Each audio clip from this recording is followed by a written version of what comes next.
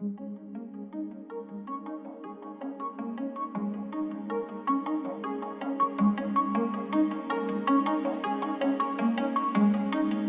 recent years, humanitarian responses have been complicated by compounding crises, such as climate change, epidemics and pandemics, and complex conflicts. In an ever-changing humanitarian and development space, we ask, what does the security and safety of aid workers look like? And what might it look like in the future?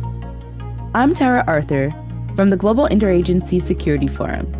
In each episode, I'll be speaking to guests about topics such as the localization of aid, the ups and downs of community acceptance, and the role of security in a digital world. Join me as we unpack the evolutions of NGO security risk management. Welcome to today's episode, where we have several members of the GISF Secretariat with us. It's wonderful to have all of you. Everybody just say a quick hello. Hello. Hello. Hello. Hello. That was a very good collective hello. We'll work on that for the end. But today's an interesting and awesome episode, if I might say, because it's an opportunity for you to hear a little bit of the behind the scenes with the GISF Secretariat.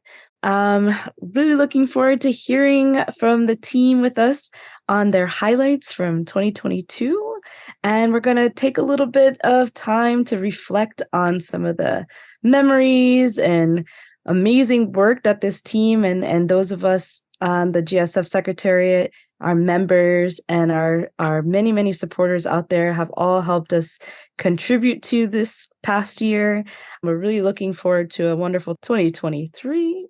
So yeah, let's start with a couple of greetings from the colleagues that we do have on with us today. I'll start with you, Scarlett. Hello, I'm Scarlett, and I am the Research and Communications Assistant here at GISF. I'm Megan. I'm the Project and Membership Officer based in Manchester. Hi, I'm Izzy. I'm an Admin and Project Assistant based in London. I'm Emily. I'm also a Projects and Admin Assistant. I'm based in Manchester. I'm Tara Arthur, Senior Projects and Membership Officer based in the US. So we're going to go back around and chat a little bit with our amazing team members that we have with us. And we're going to share a couple of highlights from 2022. So who would like to start? I think research. I think that's a great idea. Got loads of exciting things to discuss with you guys. Yeah, we had a busy year in the research team. One of the big highlights was the Security Risk Management Essentials Certificate that we released. So we worked on that with Disaster Ready, and released that in July last year. So it's a really exciting project that we did, which is kind of an introduction to security risk management. We tried to aim it at those staff, not our members really, but those staff who kind of have security responsibilities or want to understand how security impacts their role, because security is everybody's job, right? It's not just for our security staff. So we wanted to make sure that we provided people with a tool that they could go online, spend a couple of hours and see how they can kind of implement those processes and those policies in their everyday work and help to keep themselves and their colleagues safe. It looks at things like, security risk assessments and security plans, but also people management and digital security. And we got a really, really great response from that. I think we had almost 11,000 registrations for that already, and almost 2,000 people have already completed the certificate. And in very exciting news, we're also going to be releasing the French and Spanish versions very soon. So even more exciting things to come there. Wow. Congrats. Thank you. That's a really big accomplishment for the research team and the Secretariat, and for all the people who've been able to benefit from that. That's really outstanding work, guys. Yeah, and it was great to work with Megan on hosting an introduction webinar on that, which we hosted alongside INSA. It was nice for us to work together with the events team on that one. Ooh, tell us about that, Megan. Yeah, I was going to say it's a really good event, especially because we could work with INSA and just really start discussing the professionalization of SRM and showing people different things they can now get as qualifications or showing, their expertise. And we had really great feedback, especially from a lot of regional people that attended. I think it was one of our best events last year. Yeah, I personally enjoyed that event as well. And I was just thinking about some of the resources that are beneficial to that work that goes into, becoming certified and obtaining the certificate. And Izzy, I see you here, and I'm wondering if you might want to speak on some of the work that's related. Yeah, so last year we also released a really exciting tool called Toolbox, which is a progressive web app, fully downloadable, and it contains security templates and resources from GISF and other organizations, which will help those staff who might have security responsibilities or need to quickly implement security processes to do that effectively and safely, and making it easier to respond to new and evolving challenges. So it has loads of chapters. It covers assessment, security plans, incident response, information management, collaboration, and training. And as I said, it's fully downloadable, so it can be accessed offline. A really exciting release in 2022. Wow, that's wonderful. It's a great resource indeed. And did you say that there's any translations expected for 2023 for that one? Translation is something that we've tried to work quite hard on over the last year, and we've got some very exciting things coming up in 2023 as well. So like I mentioned, we've got the Security Risk Management Essentials Certificate coming out in French and Spanish. Last year, we also released our Partnerships and Security Risk Management Joint Action Guide in French and Spanish, and we released our Security Risk Management for Smaller NGO Guide in Arabic as well. So I think what we're really trying to do is make sure that we're making our resources as accessible as possible and as usable as possible for so many people. A lot of the work that takes place, it's not taking place in kind of countries where everybody's speaking English. So it's really important for us to try and kind of broaden out our horizons in terms of who we're aiming our resources at. So it's something that we're definitely going to be focusing on doing a lot more of, and trying to make sure that as many people as we can possibly share our resources with can access and understand those. That's why we're also coming up with a glossary in 2023 of security risk management terms, which we will be translating into French, Spanish, and Arabic to kind of really facilitate that. I think there's a lot of discrepancies in kind of the terminology that we use in the sector.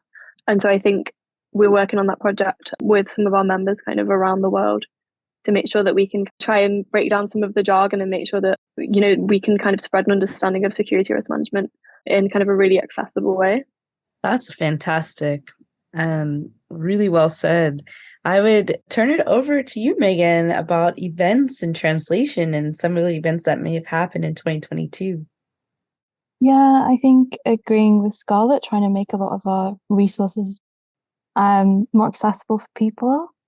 So with the SRM certificate, a lot of regional people could come to that event, but we also hosted a workshop on the French Partners Guide, which had so many registrations. So I think looking ahead, we want to do more of those in 2023, but it had such great feedback. Emmanuel Strube, who hosted the French one, was amazing. And I think it was a really positive event. And I know we also did Spanish, and Tara got to visit Panama and actually faced it in person. I don't know if you want to reflect on that as well. Yeah, it was a wonderful opportunity to be in Panama. We did the Partners Workshop in Spanish, which was fantastic. Everyone who attended really had so much insights to share on the subject. We also did managing sexual violence on that trip, as well as met with other security leads in the region. And it was a really nice opportunity to bring the region together a little bit. And we're looking forward to doing more of that in 2023, bringing members of the LAC region and other regions together, and not just, having events and opportunities to collaborate in that way, but also just harnessing the incredible knowledge that each of the regions has. And I think we'll continue to see some of that integrated into our upcoming roundtables and other event formats that we have. I'm thinking 2022, so much to unpack. Literally thousands of people touched. That's absolutely incredible. I think the entire GSF team should be really proud, and our members. There's so much to celebrate and so much impactful work. For you, as members of the Secretariat, what are some of your fondest memories of the last year? For me, from an events point of view as well as membership was getting back to in person. Because when I started at GISF, it was all virtual. So I never experienced an in-person event. I never really got to meet anyone. But this year, our forums went to hybrid. So I got to travel and meet a lot of members in person and really get the benefit of networking. And also the Humanitarian Networks and Partnership Week went back to in person, just getting that like face-to-face like value of events and networking and just meeting so many different people was really a highlight for me. I'm going to jump in and echo that on so many wavelengths. And I'm going to share my 2022 highlight right alongside you, Megan, because at the end of 2022, I had the absolute exciting opportunity to meet the Secretariat in full in person. And for me, the last few years at GSF has a lot primarily virtual.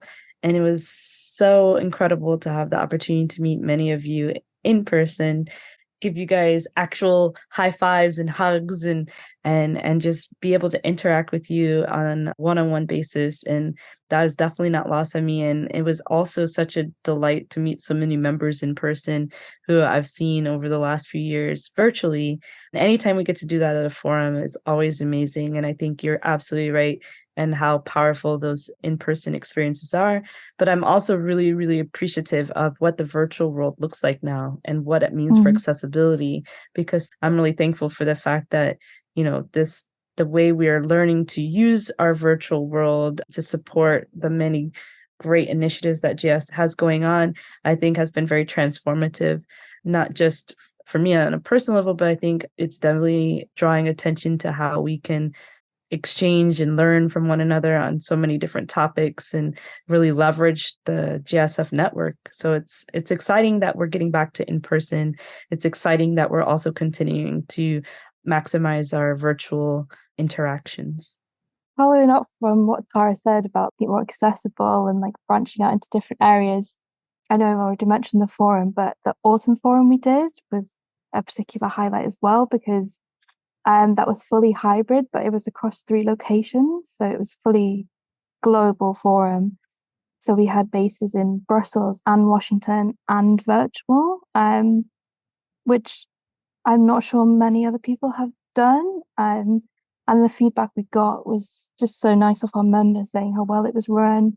Everything looked really smooth. I think not only a personal highlight. That's an excellent point. The collaboration amongst our members is, with 2023 upon us now, what are some of the things that you are excited to see continue from the GISF Secretariat?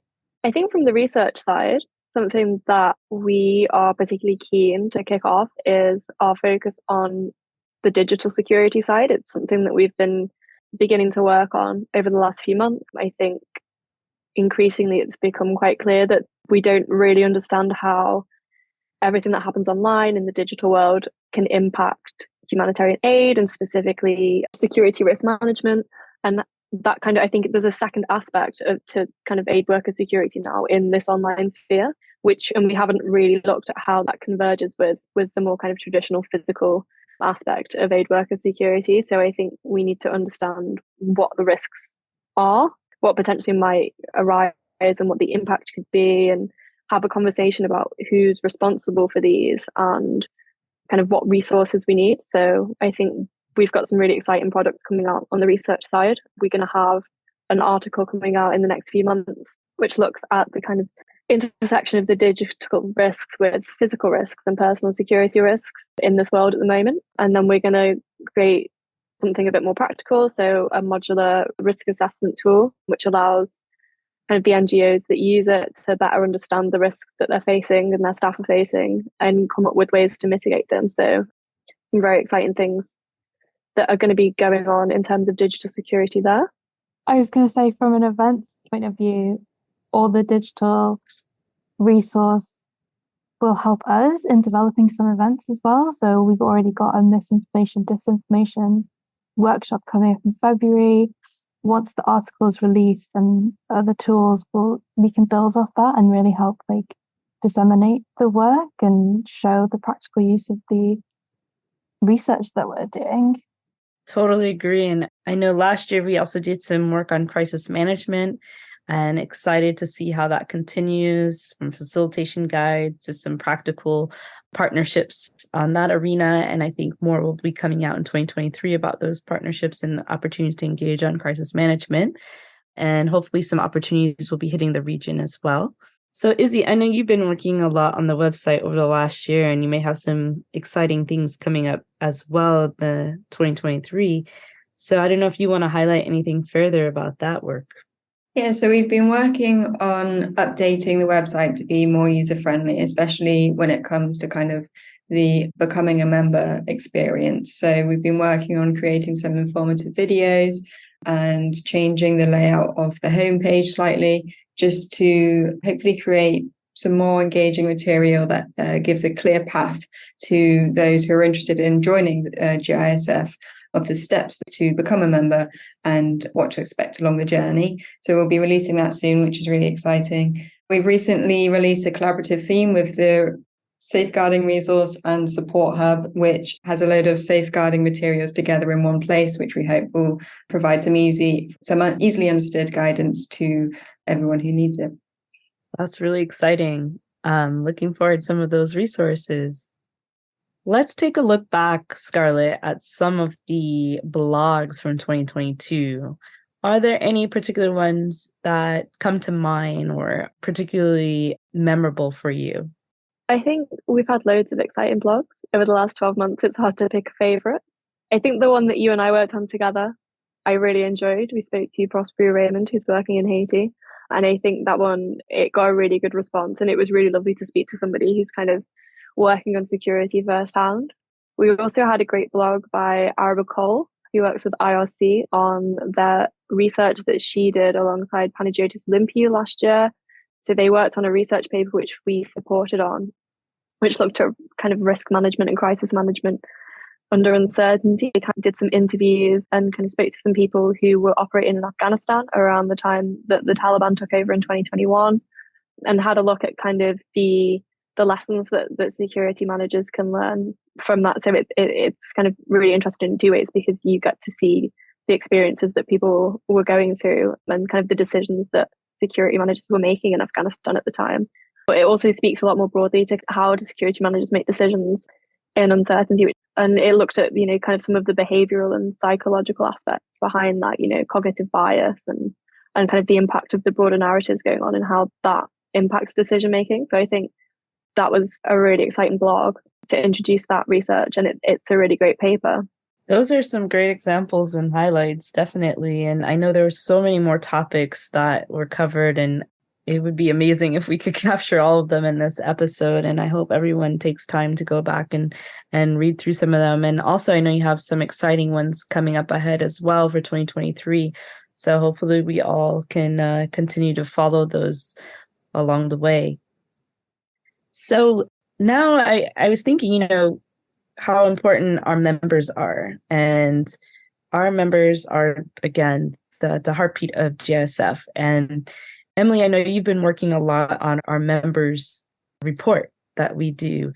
And I don't know if you have any highlights that you want to share from that piece of work. Yeah, I think we've touched on quite a lot of them, but I've been kind of looking at it as an overview, and we've done over 70 events this year, which is crazy. So that includes kind of roundtables, workshops, webinars, and that all stems from the research that GISF conducts and the work we do with our members. They can see GISF's unique position, and it kind of brings together all of our members and their expertise and good practice. So it's been really exciting to see the collaboration between everybody.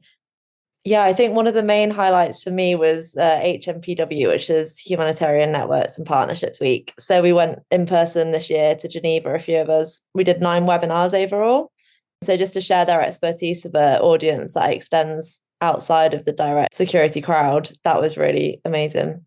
No, I think speaking of HMPW, Tara, the session that we hosted on the article that you worked on towards inclusive security, which looked at the impact of race, ethnicity and nationality on aid worker security, was a particularly great moment.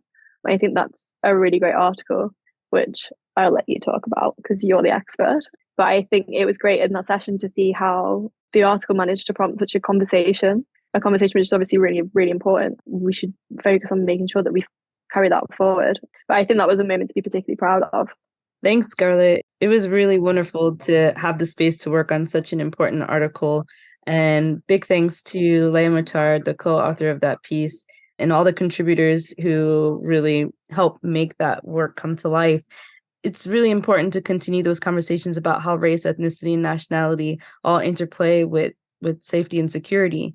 And I think the impact on staff safety is tremendous and sometimes not fully looked at. And so it was a really great opportunity to spend time starting to really kind of get at that issue a bit more.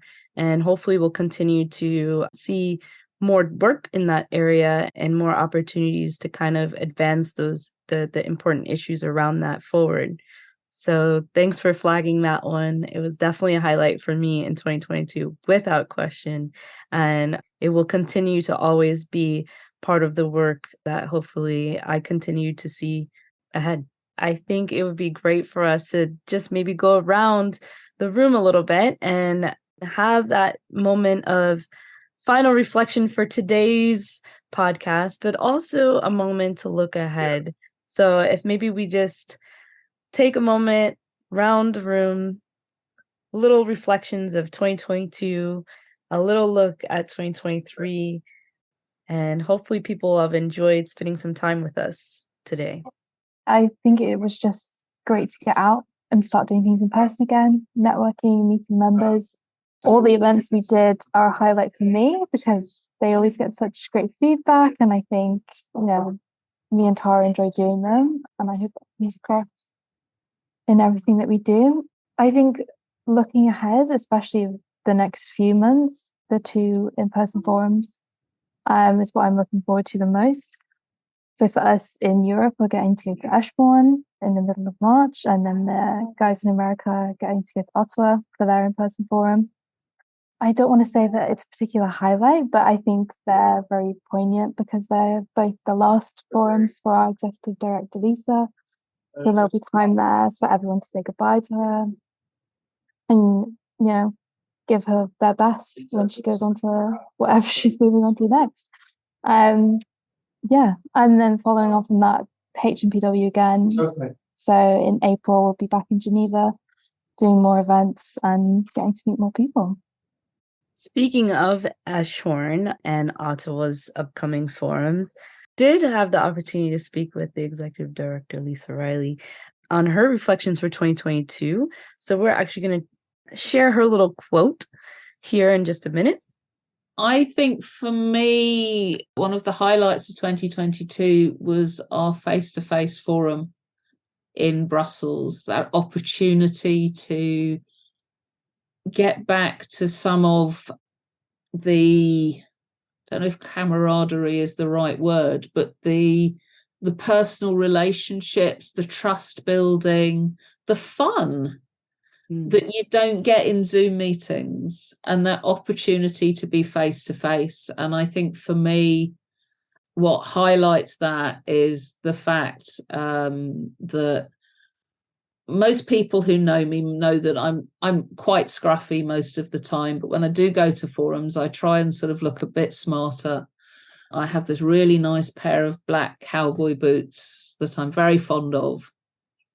And while we were walking to the forum with Phil Candy, so I blame him, we decided to take a shortcut through the cemetery and then discovered that we couldn't get out the other end of the cemetery, so had to walk all the way back again. So it took us an hour and a half to do this 30-minute walk that it should have taken us to get to the forum. So we arrive and my feet are shredded and I'm hobbling around the forum. And Araba from IRC comes in and she's wearing these killer stiletto heels that I'm very jealous of and that are making my feet hurt even more just by looking at them. And she looks at me and she asks, and she goes, I've got a pair of flip-flops in my bag. Do you want to borrow them? And I say, oh, yes, please, because I couldn't stand it any longer. So here I am trying to run this formal forum wearing a pair of flip-flops. So that's my highlight for 2022. That is an excellent highlight. I think this may be one of my highlights, having just learned all of this, that I didn't know, being on the other end, that Lisa Riley was rocking flip-flops the whole time. And I've seen those boots. They're pretty snazzy. And I love that anecdote that she just shared from 2022. It's just telling to the type of warm and amazing team that we have at GISF. And hopefully Megan and I can locate some flip-flops in Ottawa and Eshorn to help her out in advance so she doesn't have to do such hard work. Yeah, exactly. Oh, they're top of the packing list for sure. So we're going to continue with those of us on the line and see if there are other highlights that you'd like to share. This might sound like promotion for the new podcast series involving security risk management. We've already spoken to a few people that we're going to have on as guests and experts this year, and we've got some really exciting topics coming up. Yeah, I'm looking forward to that series as well. Many exciting guests and topics ahead for sure. I think for similar reasons, I'm really excited to work on our GISF blog in 2023 as well. I think it's a great space for us to look at kind of the biggest issues that are happening right now, and it's somewhere where we can quickly react and cover like different contexts. I think the blogs we did, like I said, on Haiti and Pakistan last year, were really exciting to work on, and it's great to have the opportunity to use that space to have conversations with people about their expertise and what issues we kind of don't get to touch in kind of our bigger events and our research. So I'm excited to work with a really wide range of people on those. I think what I'm excited for is linked to that, in that we have all this really exciting research coming up, and we've been developing and refining our communication strategies on our channels. We released a new layout for our newsletter last year. And so kind of continuing to share these really useful resources with all of our members and continuing to get. Well, it's been so good having all of you on the podcast today. So much to unpack in 2022. We didn't even touch on nearly all of the amazing things. I know Emily mentioned that you can check out the report that'll be coming out. Over 70 events. We even had a whole other podcast series on inclusivity with incredible guests. So many amazing episodes. I definitely encourage you, everything from the incredible blogs ahead, the research ahead, the events ahead, the new communication opportunities, so much to unpack and continue, and so many highlights that we would be remiss to say that we didn't get to them all, but all of them stand in equal status in our hearts and in our energies and the things that we care about. So thanks to everyone, especially our fellow Secretariat members, some of whom weren't able to join us today, but we really appreciate everyone on our team, all the contributions from to our members, to our network. We just can't wait to continue to work with all of you. Thanks so much for joining us, and we look forward to seeing you on the road, whether it be an event, a research product, a resource, or even listening on our podcast. So thanks again. Thank you, Tara. Thanks, Tara. Thank you, guys. See you all. Thanks for being with us. The Global Interagency Security Forum is a member-led NGO with a global network of over 140 member organizations and affiliates. We are committed to achieving sustainable access for populations in need through improved safety and security for aid workers and operations. GISF's original research, collaboration, and events drive positive change in security risk management across the humanitarian and development sector. We operate according to humanitarian principles and lead on best practices and innovation by pushing for a collaborative and inclusive approach to security risk management.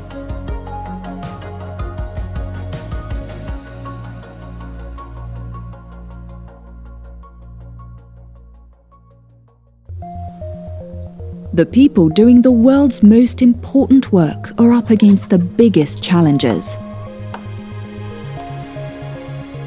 Since the 90s, security incidents involving NGOs have increased as their independence and impartiality no longer protect them.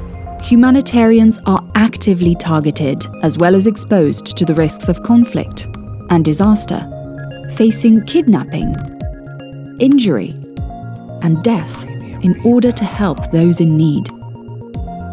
And the threats to their safety means their ability to help diminishes too. NGOs began to create roles for dedicated security professionals, but they often lacked support and resources and worked in isolation. In 2006, a group of them from the UK and Ireland got together to develop coherent approaches to security risk management in the humanitarian space, eventually becoming an established network, the European Interagency Security Forum. With a strategic, inclusive, and collaborative focus, the Forum has created a centre of excellence, facilitates a peer-to-peer network, builds capacity for security risk management, and provides a voice for practitioners, reaching over 100 members. In response to growing demand, it has now gone global, bringing different perspectives, expertise, and resources to make core activities such as original research, trainings, workshops, and knowledge sharing more impactful than ever. As a result, organizations are able to build their security risk management on an even stronger foundation to keep more aid workers safe and enable sustainable access to communities in need. With a vision to see the work of the whole third sector done more effectively by supporting NGOs around the world, we are the Global Interagency Security Forum.